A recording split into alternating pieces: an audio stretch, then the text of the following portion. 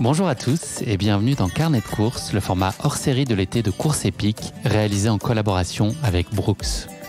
Avec Carnet de course, je suis parti sur les routes de France à la rencontre des plus belles histoires de course à pied. Je vous invite à découvrir aujourd'hui dans ce 6e épisode, Florian. Carnet de course, c'est 2 épisodes par semaine, chaque lundi et chaque vendredi jusqu'au 23 août. Bonne écoute!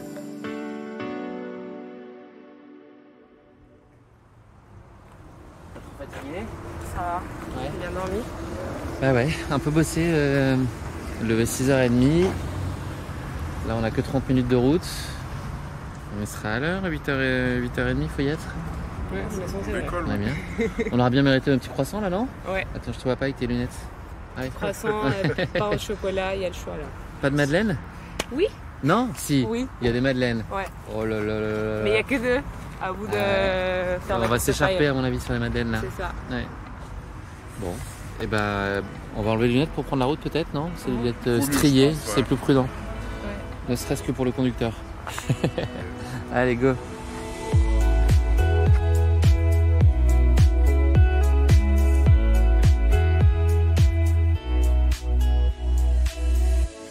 Laïa, est-ce que tu aurais une petite adresse à nous soumettre? À portée de téléphone. C'est à Glu Non, À Glu. À Clu. Ouais. Glu. Parce qu'à Glu, les gens sont apparemment assez collants. Qui lui Qui clu? Quoi? Clu. Qui lui clu? J'ai été peut-être bien inspiré de le rentrer directement dans le... Je pense qu'on progresse jour après jour. Ouais. Hein. Ouais. Pour le prochain carnet de course de 3 semaines. Ah, il y a un élément qui n'a pas été tenu. C'est les croissants. Ou c'est là, il y a. Bon, bah franchement, c'était bien avec ces bars. Ouais. Sympa, joli. Le petit resto, on était bien pépouze Ouais. là. Hein. Evan, tu voudrais quoi? Croissant ou pain au chocolat? Non, mais je vais... Un peu après. Voilà. Laïa, je sais pas si tu sais, mais il faut qu'on rende le van propre. C'est-à-dire qu'on se prévoit du temps. Ok. Le samedi avant la restitution qui est à 13h. On se prévoit du temps pour aspirateur, machin. Un petit kiff quoi. Et ça nous régale.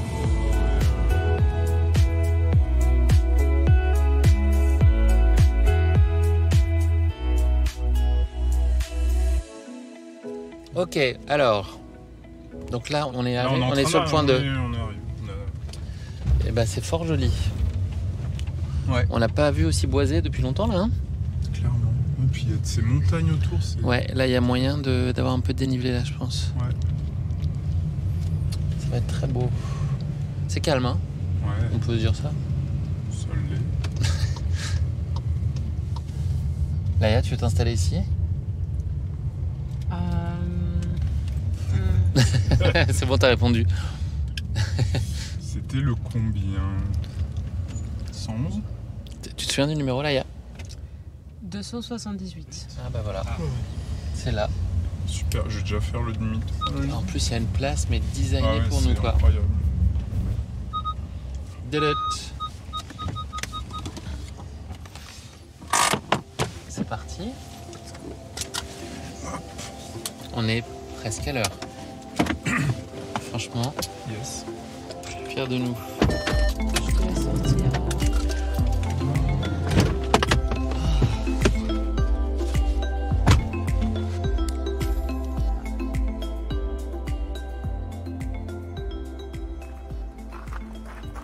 Salut Florian, Bonjour Guillaume, ça va? bien ravi de t'accueillir. C'est beau, hein, t'as mis les moyens là, c'est joli. Ah bah toujours. Franchement, hein, le ici, décor, c'est bien fait.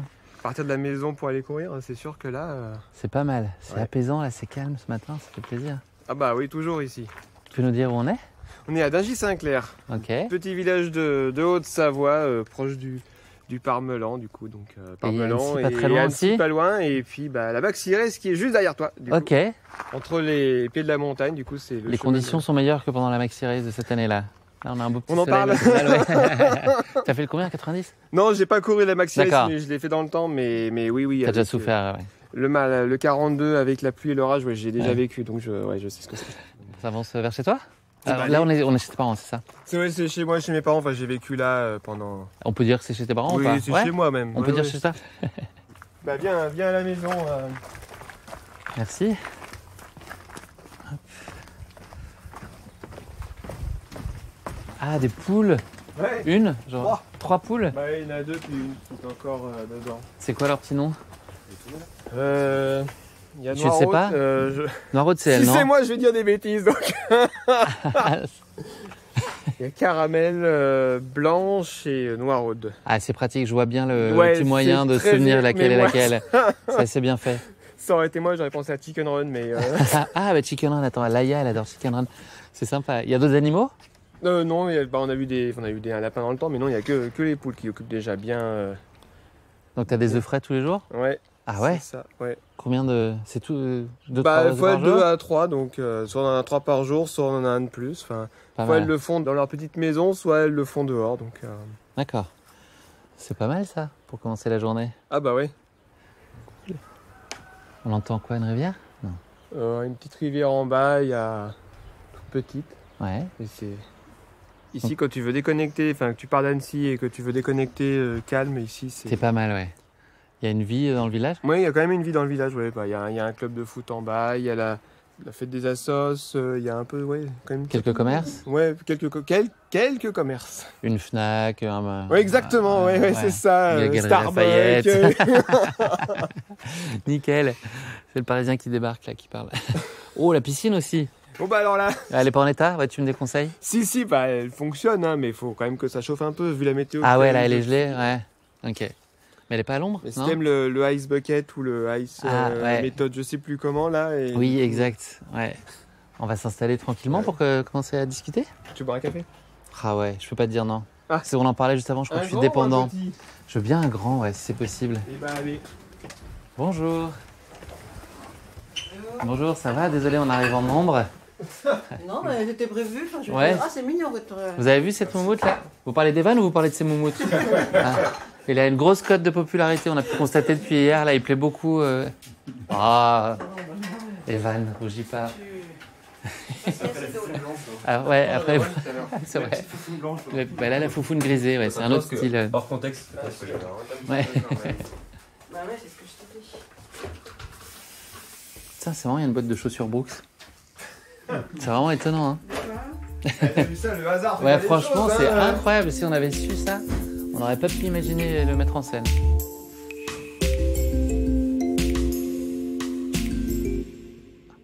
Tradition, c'est l'invité qui clappe. Vas-y, attention, un clap franc et viril. On est bien installé là, Oh oui, grave. franchement. À la maison.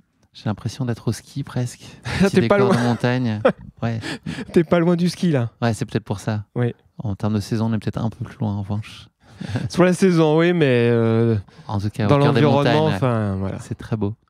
Florian, on va mettre les pieds dans le plat direct. Première question, pas la plus simple. Pourquoi tu cours? Pourquoi je cours? Oui, ça c'est pas la question la plus la plus simple. Pourquoi je cours? Ben, on habite en Haute-Savoie, les montagnes, le lac, la nature, les animaux. Enfin voilà, de quoi s'évader un week-end, une matinée. Enfin voilà, de pouvoir couper au quotidien de la semaine et puis ouais, en profiter, sortir de sa bulle, quoi. Tu viens chercher quoi dans la course? Alors, à la fois le plaisir de courir, d'arpenter les sentiers, mais aussi un peu le côté performance compétiteur, parce que je l'ai été dans le passé, et du coup, il y a toujours cette petite flamme qui fait que tu veux te dépasser, garder un peu l'œil sur le chrono quand même. Du plaisir, mais pas que. Oui, Aussi c'est un ça. peu de dépassement et de résultats. C'est ça. Tu regardes beaucoup ta montre quand tu cours? Non, je cours aux sensations. J'ai même plus de cardio, je cours aux sensations, au plaisir. Voilà. Non, j'ai arrêté le cardio.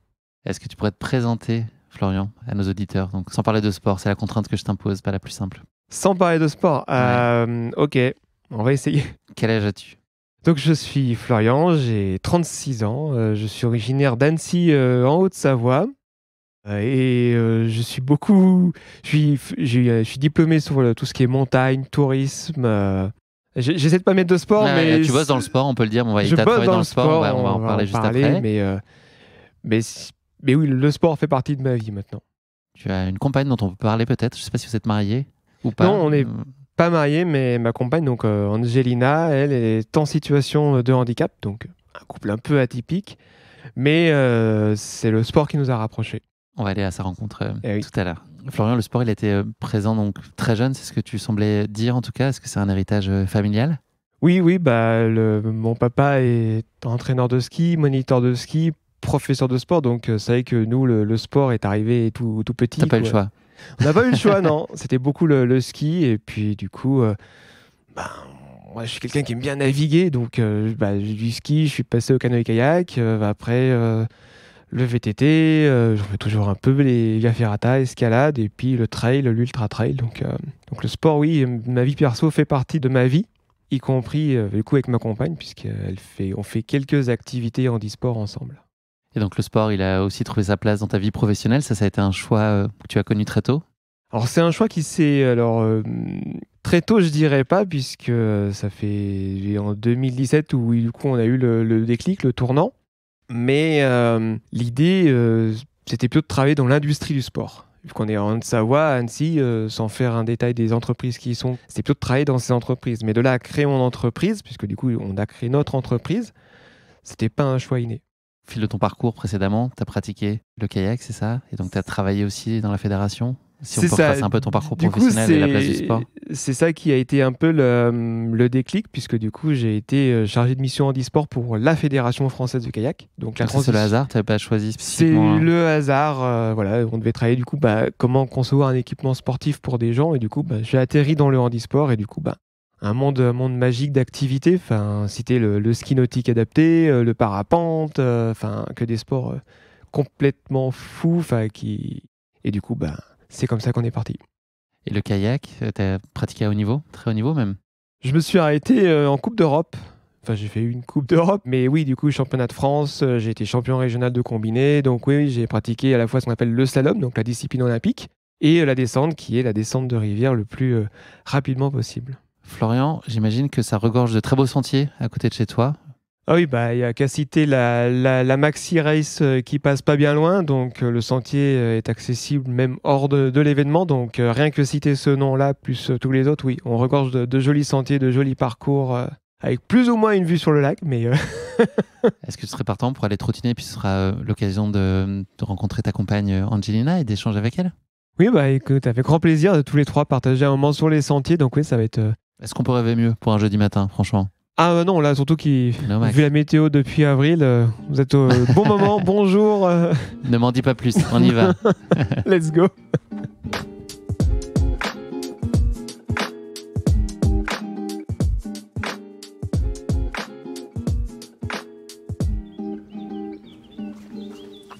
C'est un endroit où tu viens souvent courir ici? Alors oui, c'est mon village de mon enfance, donc c'est toujours agréable de courir à domicile. Ouais. Tu connais chaque caillou? C'est ça, chaque caillou. Là, c'est un nouveau sentier qu'on est en train d'explorer, donc du coup, c'est assez chouette. Et on est où exactement? Là, on est toujours à Dingy-Saint-Clair, mais au bas de la vallée, ça s'appelle la plaine du Fier, donc une grande rivière qui se jette dans le Rhône. Et du coup, il y a moyen de faire des longues séances de plat et autres ici. Donc toi, tes séances hebdomadaires, c'est souvent ici ou c'est plutôt les sorties longues du week-end? Non, c'est souvent ici. Non, pour les sorties longues, plutôt dans le Parmelan, un peu au-dessus de nous. Sinon, vers les Dents de l'Enfant qui sont le point de passage de la Maxi Race, donc pouvoir s'entraîner là-dessus. Et pareil pour le Mont Verrier. Donc après, il faut toujours monter un peu plus haut dans les Pierriers, mais je veux dire... C'est toujours aussi beau?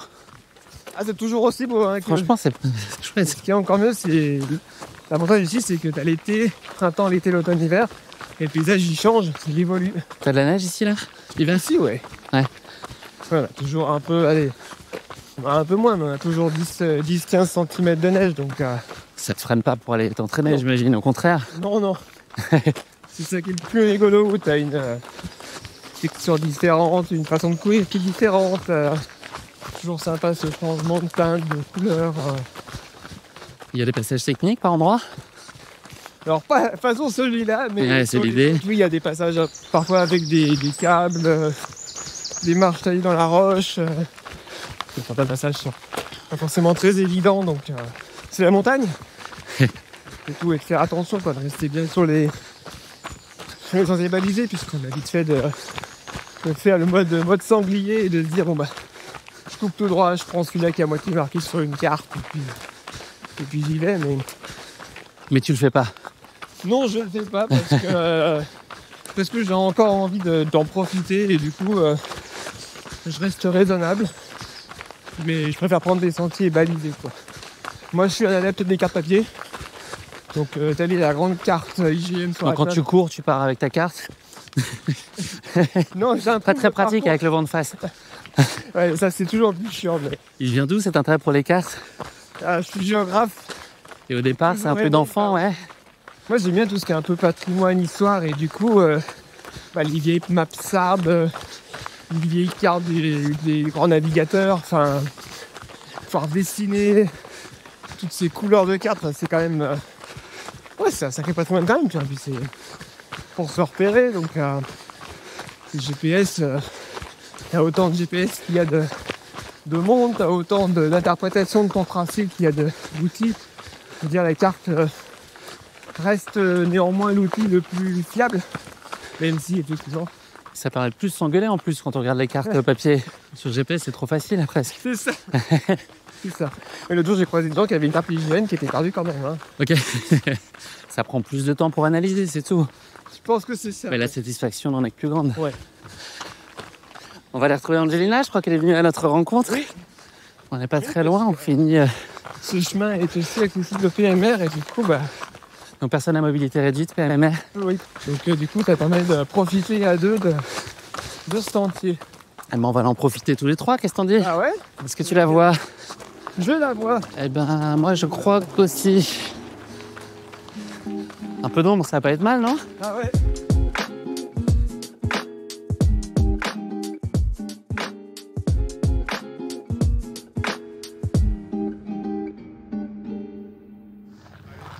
Je suis content de faire sa rencontre, en tout cas depuis le temps que tu me parles d'Angelina. Bah écoute, ce sera l'occasion de partager aussi un moment avec elle sur le petit bout de sentier. Tous les Ouais. trois. Avec plaisir. Bonjour Angelina, Bonjour, ça va? ça va? Ouais. Je te présente Florian, ton compagnon. Salut. Tiens, je t'offre. Oh, un trèfle à Un quatre trèfle, feuilles. ouais. Ah, c'est beau. Il y en a beaucoup? Ou c'est toi qui as de la chance? C'est moi qui ai de la chance, je pense. Ok. Super, comment ça va? Bien, bien, avec ce magnifique temps aujourd'hui. Tu nous as pas attendu trop longtemps? Une petite heure. Trois fois rien. T'es à l'ombre, ça va? C'est Oui. supportable? Ouais, Ouais, nickel. désolé. Il m'a emmené sur les sentiers, c'est pour ça. Ah bah oui. On y va ensemble? Yes, ça marche. Qui me pousse alors? Et bah allez. Toi? Un sentier qui serait trop pentu comme ça, là, il peut être considéré comme accessible quand même PMR s'il y a des Il cailloux a, et autres. il l'a été, mais avec la pluie, comme tu vois, ça a tout Ça raviné ravine. les Ok, cailloux et... Oui, d'accord. Il faut qu'il soit aplani quand même. Oui. Au moins, oui. Avec les dents de l'enfant, là, juste au milieu. C'est sublime, hein. Mm. Il y a le parmelan aussi, là. Et donc là, de chez tes parents, vous êtes à combien de temps, vous? Bon, on est à 15 minutes de voiture. Ok, ouais. Ça se fait bien. Oui. Ça se fait bien. Hop, tu voulais passer là? On commence là? Ouais. Hop. Angelina, tu parlais de PMR. Il faut quoi là pour qu'un sentier il soit accessible aux personnes à mobilité réduite? Bah, déjà suffisamment large, hein, tu vois, pour circuler. Et puis surtout un revêtement bien plat.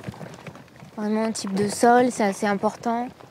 Et puis d'avoir quelques agréments, voilà, les tables de pique-nique, tout ce qui est autour, quoi. Profiter de la nature, du plein air. Est-ce que le terrain il peut être monté, descendre, c'est pas un problème pour vous?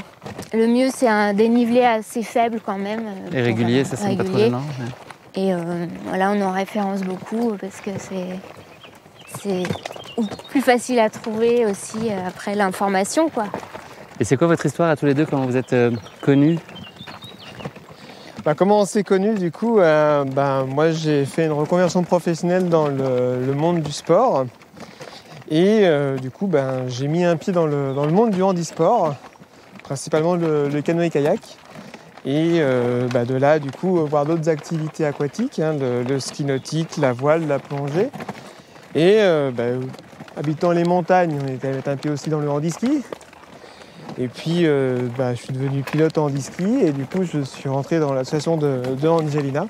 Et c'est comme ça qu'on s'est rencontrés en 2017. Et depuis, on a voulu tester des activités. Là, tester des activités, si je te disais ce qu'elle a testé.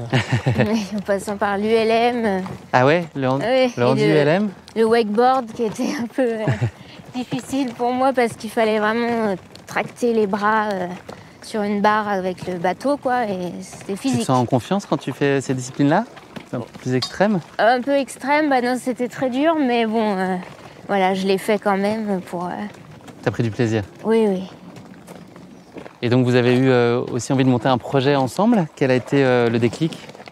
Le déclic a été quand Angina a testé du ski nautique en 2018, donc dans un coin un peu perdu. Et en fait, il y avait 30 personnes en fauteuil roulant qui étaient là pour tester l'activité.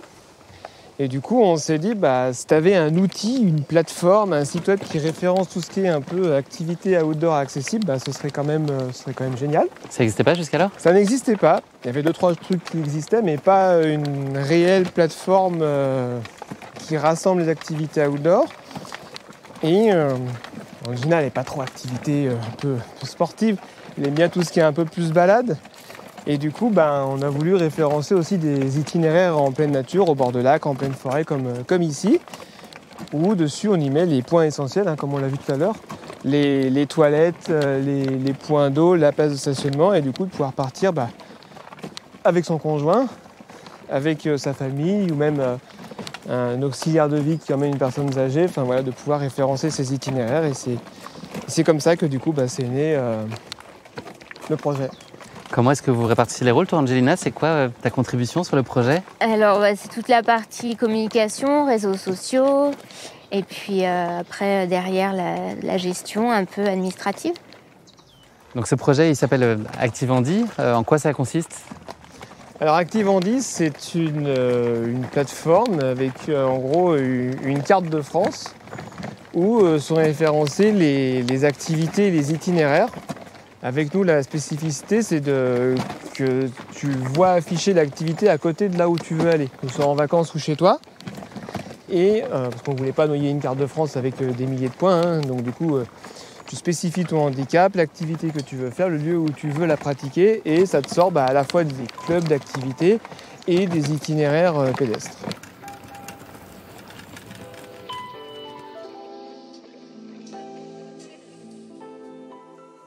Le besoin urgent qu'on a voulu répondre, c'était vraiment de rassembler tout ce qui pouvait exister, de le faire connaître. Parce qu'il y a plein d'initiatives qui existaient de part et d'autre, et du coup on voulait tout agréger en un seul et même endroit, au moins essayer de le faire.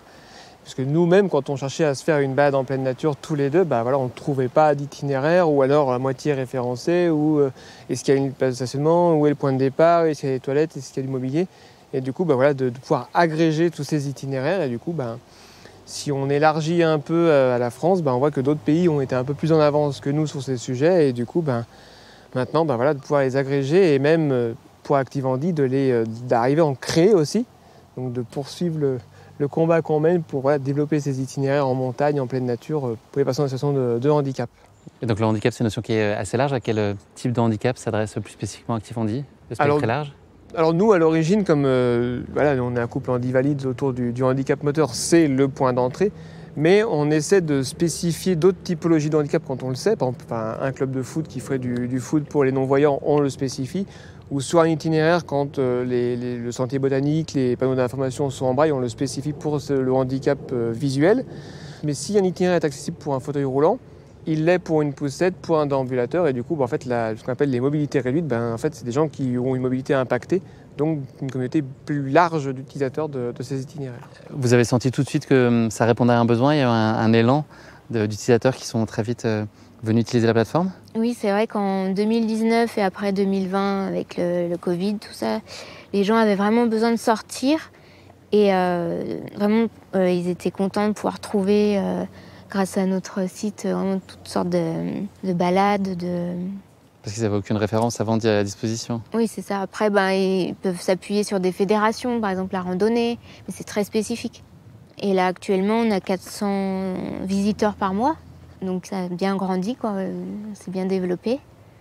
Et puis même jusqu'en Suisse et en Belgique, on commence un petit peu à s'agrandir, à agrandir la carte. Donc les retours sont enthousiastes? Oui, on a eu beaucoup de retours d'utilisateurs, ils sont super contents, puis ils nous donnent aussi d'autres itinéraires auxquels ils ont pensé, ça c'est chouette, Donc là, on a parlé de sentiers de balade, c'est aussi des sentiers sur lesquels on peut courir, c'est aussi envisageable pour vous de courir de façon adaptée? Alors pour nous, oui, parce qu'il existe, donc là, il y a Angela en fauteuil roulant, donc plutôt quelque chose de ville, urbain. Mais il existe des fauteuils qu'on appelle les fauteuils marathon, où du coup, bah oui, moi je peux courir et elle dans le fauteuil, donc oui, c'est aussi un de nos projets. Mais oui, de pouvoir courir là-dessus. Et puis sur ces itinéraires, des fois, des gens qui ont une prothèse ou qui ont une lame qui courent, peuvent aussi utiliser ces itinéraires de manière sécurisée, en toute autonomie, quoi. Donc c'est aussi l'idée, c'est que les gens soient autonomes sur le sentier, quoi. Le message que j'aimerais faire passer vraiment pour toutes les personnes qui sont concernées, comme moi, comme beaucoup de monde, c'est d'oser en fait sortir, vraiment de retrouver un bien-être aussi quand on est dehors et de voir que c'est possible, quoi. Il y a beaucoup de choses qui existent, il y en aura encore à découvrir. Et Angelina, est-ce que tu as l'impression que la situation du handicap en France, elle évolue? Est-ce que c'est un sujet qui est de plus en plus évoqué? Est-ce qu'il y a de plus en plus de moyens et d'initiatives pour une meilleure intégration du handicap aujourd'hui? En France, je pense que l'inclusion est quand même bien présente, mais on voit surtout dans les grandes villes, comme Grenoble ou les destinations tourisme, je pense à Amiens. Ils font bouger les choses, mais après, dans des petites communes rurales, c'est plus difficile de voir ce qui est fait, quoi. Mais après, bien sûr, il y a beaucoup d'associations qui militent, qui font beaucoup de choses bien. Tu te sens de plus en plus considéré, le handicap qui est de plus en plus considéré quand même dans la société? Bien sûr, oui. Ouais. Et toi, Florian, ton sentiment? Après, il y a plein de choses, il y a plein de petites briques qui sont travaillées. Par exemple, pour les écoles, parce que les enfants handicapés sont dans le milieu scolaire classique. Donc c'est bien en termes d'inclusion. Mais après, si on n'accompagne pas, par exemple, les enseignants, c'est là où du coup ça devient compliqué pour l'enfant et l'institutrice. Donc à chaque fois, on voit un peu l'inclusion qui avance. Mais on se heurte à une dure réalité de faut accompagner les gens. Les trottoirs, maintenant, il faut aussi faire penser aux bateaux quand on fait les programmes. Donc toutes ces petites briques, souvent, font que ça part d'une bonne intention, mais il y a souvent beaucoup de choses encore à faire, quoi. Par exemple, les cartes de mobilité inclusion qui sont décernés à vie, ça date d'il y a, si je dis pas de bêtises, 3-4 ans. Qui permet quoi? Permet en fait de se garer sur une place en PMR par exemple, qui permet aussi de dire qu'Angelina elle a besoin d'accompagnants, donc de justifier qu'il faut que je sois là. En principe, le handicap, on ne se remet pas d'un handicap et du coup, il y a depuis 4 ans qu'on dit non, du coup la personne est handicapée à vie, du coup on ne change pas sa carte, quoi. Avant c'était tous les 4 ans, il fallait renouer ta carte. Donc des démarches indispensables. Oui. Ça paraît une démarche toute bête, mais du coup, il faut se dire, il n'y a que 4 ans depuis la création, tout ça. Donc oui, il y a encore quelques progrès à faire dessus, quoi. On prend le chemin du retour, ça vous va? Allez. Après cette belle balade? C'est parti, attention. Bon, merci Angelina. Merci à toi. Merci pour la balade, c'était sympa. Ah oui, c'était très chouette. Ravi d'avoir fait ta connaissance. Moi aussi. Et bon retour, à bientôt. Je te garde Florian encore quelques minutes, ça va? Tu m'autorises? Pas de souci. On va finir à la maison notre échange, ça te va? Avec un petit verre d'eau. Un petit verre d'eau bien mérité. Toi aussi Angelina, tu l'auras bien mérité. À bientôt. À bientôt.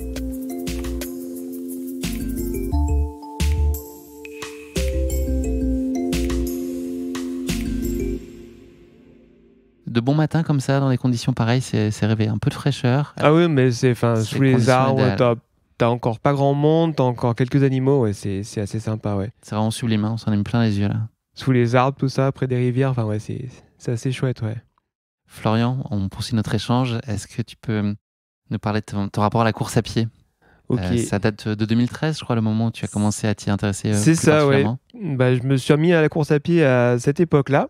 Et puis, j'habitais plutôt en ville, en centre-ville d'Annecy. Et du coup, à force de faire les boucles aux mêmes endroits, tu t'ennuies un peu. Moi, j'aime pas faire le hamster. Tu t'y remis parce que tu faisais un petit peu avant? Tu avais déjà un peu testé? Non, pas un petit peu comme ça, mais sans plus. Et du coup, là, je voulais vraiment m'y remettre. Et du coup, à force de faire les mêmes boucles, les mêmes parcours, du coup, de se dire, mais il y a d'autres sentiers par ici en montagne. Puis du coup, ça fait 5, 10, 15, 20, 30 et 40 km. Et puis après, tu t'arrêtes plus. Ça s'arrête plus. Tu as des souvenirs de débuts difficiles malgré tout? Là, tu parles des échelons que tu as franchis. Mais est-ce qu'au début, ça a été compliqué, la mise en route, les premières fois? Début, non, pas spécialement. C'est plus quand tu commences à attaquer les sentiers, trouver le parcours, le dénivelé. C'est quand même d'autres étapes. Les étapes aussi, le passage au bâton, au sac d'hydratation, toute l'avancée technologique. Le choix crucial de dire quelle marque de chaussures je choisis. De toutes ces questions. Ce que tu as trouvé, toi, dans la course à pied, que tu ne trouvais peut-être pas ailleurs dans les autres disciplines que tu as pratiquées à haut niveau, qu'est-ce que ça t'a apporté de différent? Je dirais vraiment l'aspect, enfin, je vais peut-être me répéter, mais l'aspect paysage. Enfin, quand tu fais les crêtes du Verrier avec la vue sur le lac d'Annecy, enfin, le kayak, t'es sur la rivière, souvent tu as des falaises de chaque côté, la vue, elle est, elle est un peu bouchée quand tu es au milieu du lac d'Annecy. Bon, enfin, tu peux y aller en nageant et autres, mais c'est vrai que quand tu es sur les crêtes, c'est quand même une autre vue, sur des sentiers un peu sauvages. T'as pas grand monde qui passe. Enfin, quand tu croises aussi des chamois ou des bouquetins, c'est voilà, c'est ça aussi qui nous fait rêver. On a beau habiter ici, enfin, voir un chamois, bah, ça m'éveille toujours autant. Moi, déjà, j'ai vu des poules là, donc il est déjà en transe.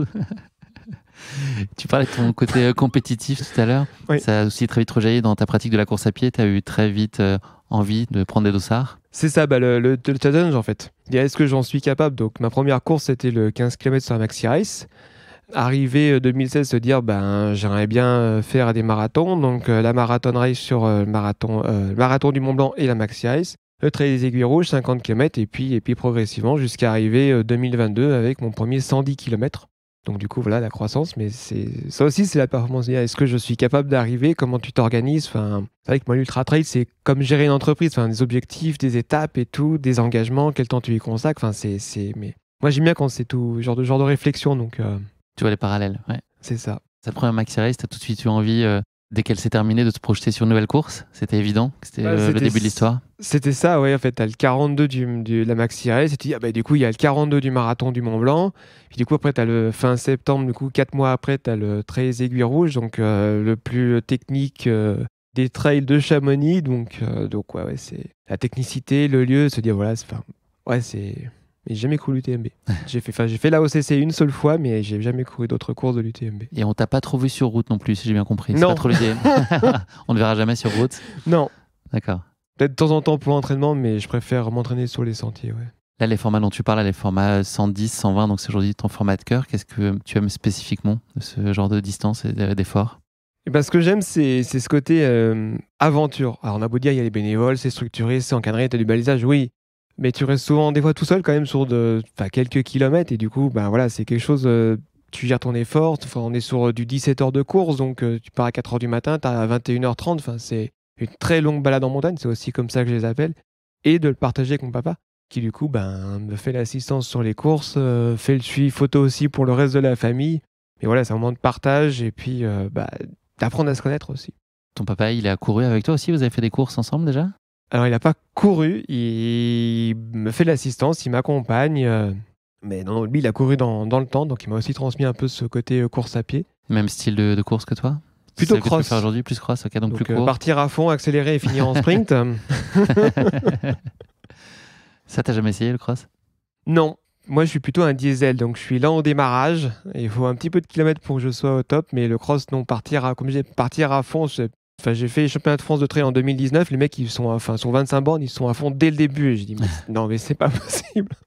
C'est une course, justement, l'exemple que tu cites, c'est une course sur laquelle Angelina est venue te voir à l'arrivée. Elle participe aussi à ces événements et à ces moments qui sont chers pour toi. Cette course-là était particulière puisque 2019, c'était pour la première fois qu'ils étaient en Pays de Savoie. Et du coup, je dis, on peut pas passer à côté de ça, même si j'aime pas trop la partie fédérale, institutionnelle.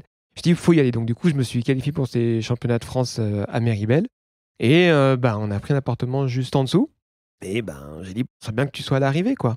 Et du coup, même si on connaît le parcours, au bout de 4 heures de course, de voir Angelina juste là, à côté de la ligne d'arrivée, ça regonfle un peu de se dire, ouais, elle est quand même là, quoi. Donc ouais, c'était un bon moment de partage. C'était assez chouette. Ouais. C'est des moments qu'elle peut vivre régulièrement avec toi ou c'est compliqué pour elle en termes d'accessibilité, les arrivées? Alors du coup, il existe des équipements qui leur permettent justement de partir en rando. Et du coup, on partage ce côté randonnée tous les deux, course à pied. Depuis 2 ans, elle a découvert aussi le ski de fond. Donc du coup, maintenant, je ne pars plus souvent tout seul. Donc on partage aussi cette activité.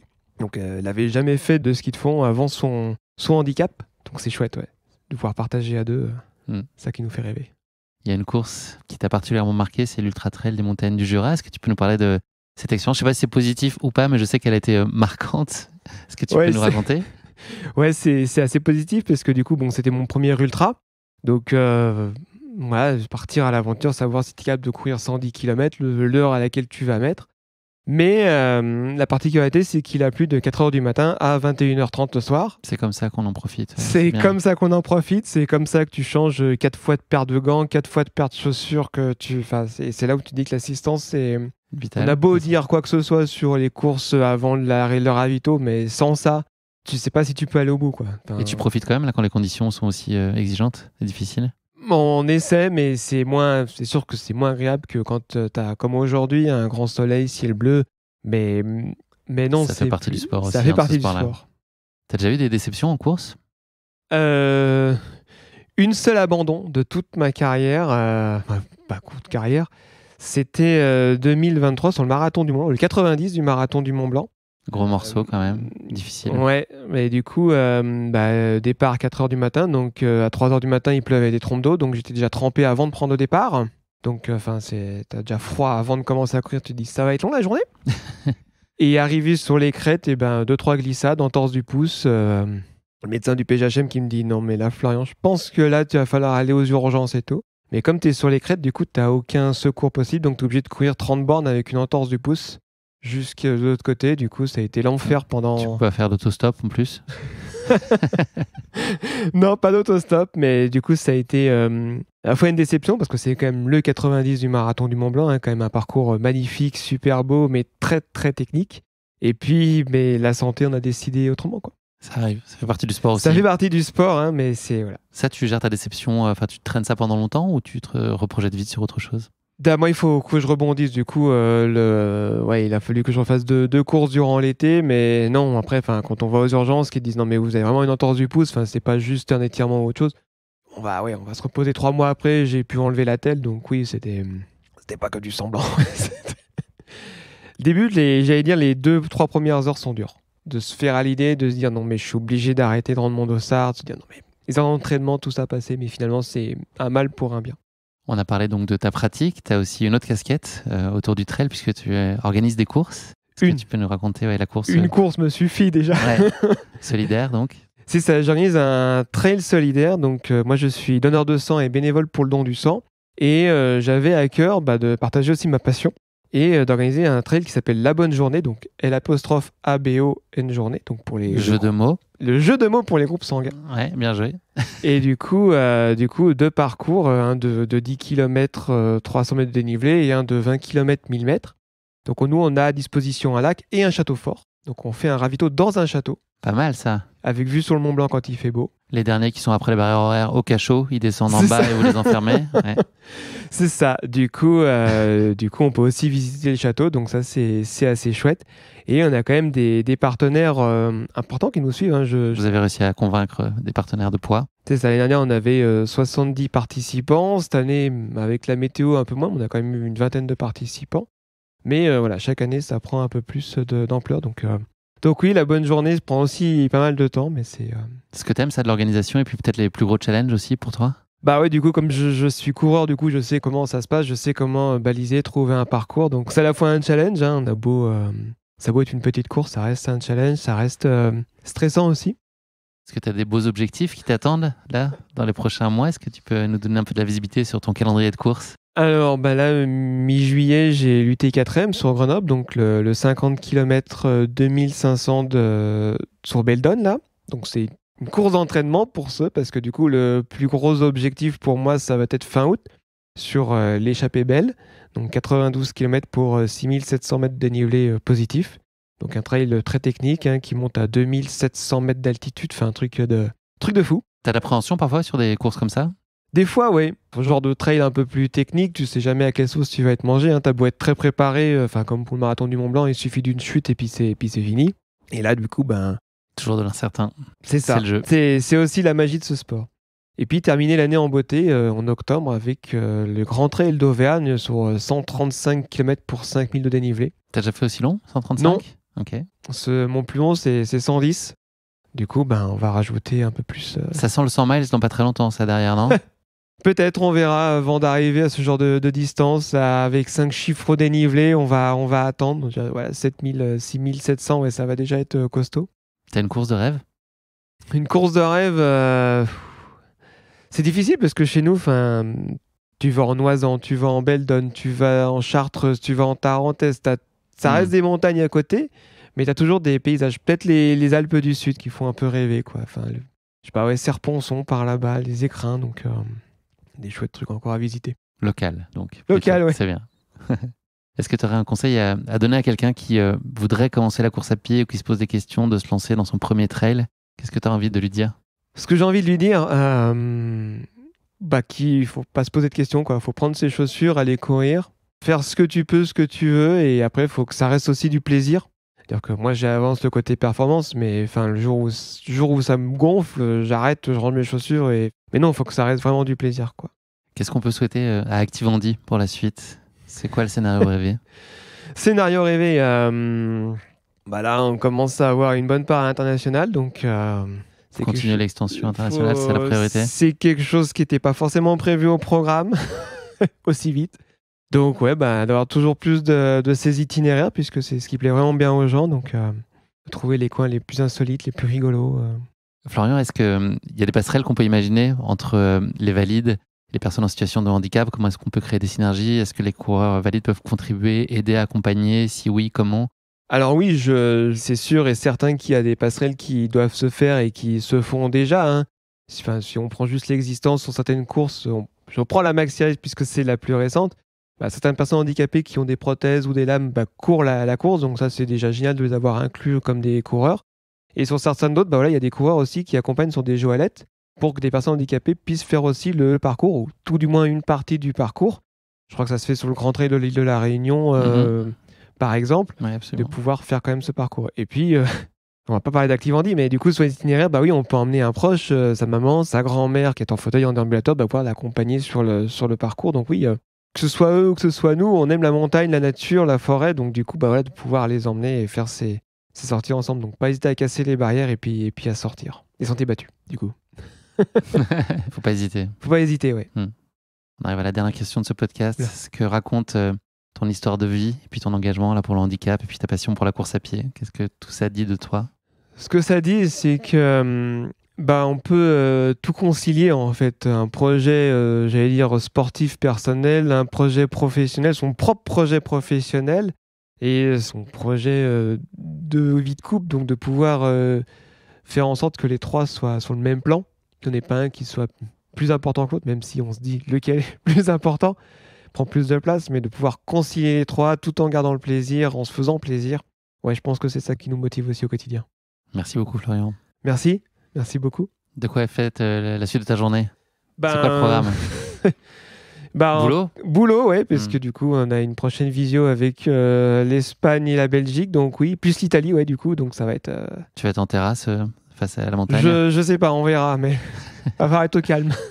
Nous, on va aller prendre la route, là, on va aller plein sud, on va aller à Martigues, à la rencontre de Émilie pour la suite de nos aventures pour Carnet de course. C'est l'avant-dernière invitée. Toi, tu étais le 6e. Oh, chouette. Et donc, Émilie qui court aussi avec ses parents. Cool. Ça va être un bon Il y aura moment. moins de montagne. Ouais. Plus de soleil, plus de mer, du coup. On peut pas avoir plus de soleil que là. Attends, on est bien là, franchement. T'es dur avec la région. Non, mais... Là, on est pas mal. Et ouais, de partir de la maison, tu chausses tes chaussures, tu montes à la montagne sans prendre la voiture, sans prendre... Voilà, c'est petit côté écolo qui ressort. On se quitte là-dessus. Merci, Florian. Merci bien. À bientôt. Merci à toi. Bientôt.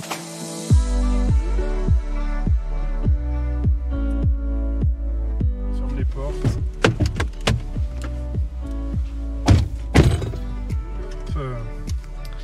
Dernière interview brute. Ouais. 3 sur 3 et 3 sur 6. 3 sur 6. Il nous reste 2 interviews. Donc là, on va à Martigues. On est déjà dans l'ambiance chaleur, là. Hein. Ouais. Il fait combien? Il fait une température proche de 35 degrés. À la louche, au doigt mouillé. Tu peux nous parler de l'anticyclone des Açores, Evan, ou pas? Bon, on a chaud, quoi. Ouais. Donc là, on prend la route, petite pause déj. On a quand même un petit trajet encore, là, 4h20.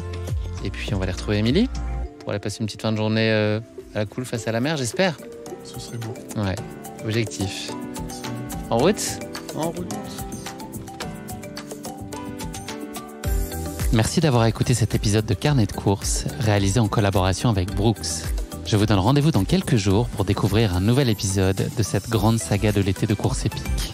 Si vous avez aimé cet épisode, n'oubliez pas de vous abonner au podcast pour être sûr de ne manquer aucun épisode à venir.